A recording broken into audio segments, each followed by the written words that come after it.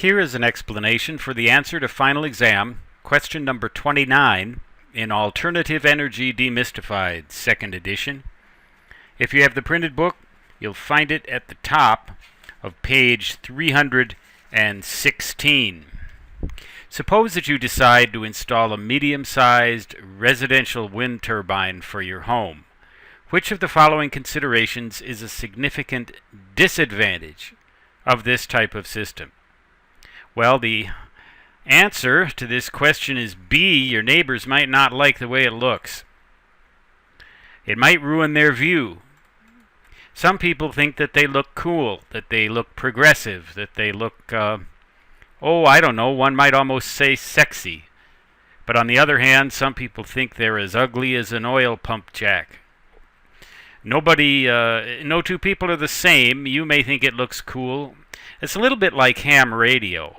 Ham radio operators love the way their antenna systems look, but their neighbors don't always. It depends, I guess, on the type of antenna, and it would also depend on the type of wind turbine. There are various types. The type that is most likely to cause... Well, let's look at the other choices here. You won't be able to use it in any system that includes storage batteries. Well, you certainly can. A standalone wind power system can use storage batteries. It will generate significant carbon dioxide. Well, no. It won't generate any pollution at all except the pollution that is created during its manufacture. It will need at least a 25-mile-an-hour wind. Well, most of them can cut in at considerably less than that, so that's not the right answer. E, you'll never be able to use it in any system that interconnects with the electric utility. Well, you certainly can. A grid intertie wind power system will do that. The answer to this question is B. Your neighbors might not like the way it looks. And here is the primary reason. They have propellers, or at least a lot of them do, but not all. Not all. This device on the left is called an upwind device because the propellers are on the upwind side of the nacelle. That's this device right here is where the generator actually is, the nacelle, N-A-C-E-L-L-E, nacelle. And they have to be up on a tower, sometimes a good 30 to 40 meters or 100 to 120, 130 feet high for a medium-sized residential wind turbine. This is called the downwind design, and the one on the right.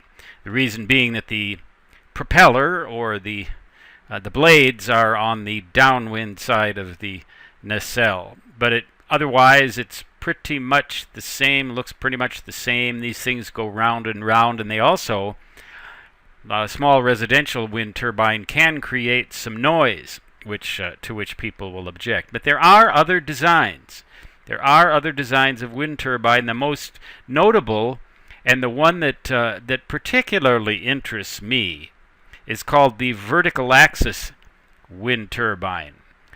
You can Google on this term right here.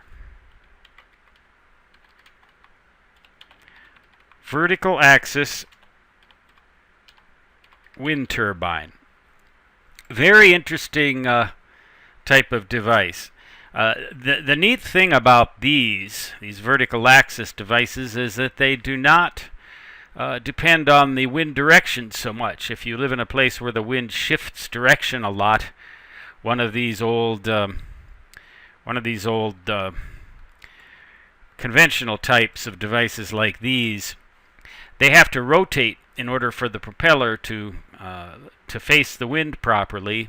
And if the wind is shifting all the time, that can become a problem. They may have difficulty following. But a vertical axis wind turbine, actually, it will work regardless of what direction the wind blows from, no matter how it shifts around. And in the place where I happen to live, the Black Hills of South Dakota, the hills themselves create eddies and vortices and microbursts and all kinds of anomalies in the wind, which would make one of these kind of wind turbines very, very difficult to use at best. But Even so, I don't think my neighbors would care much for a 100-foot tower in my backyard with one of these things on there.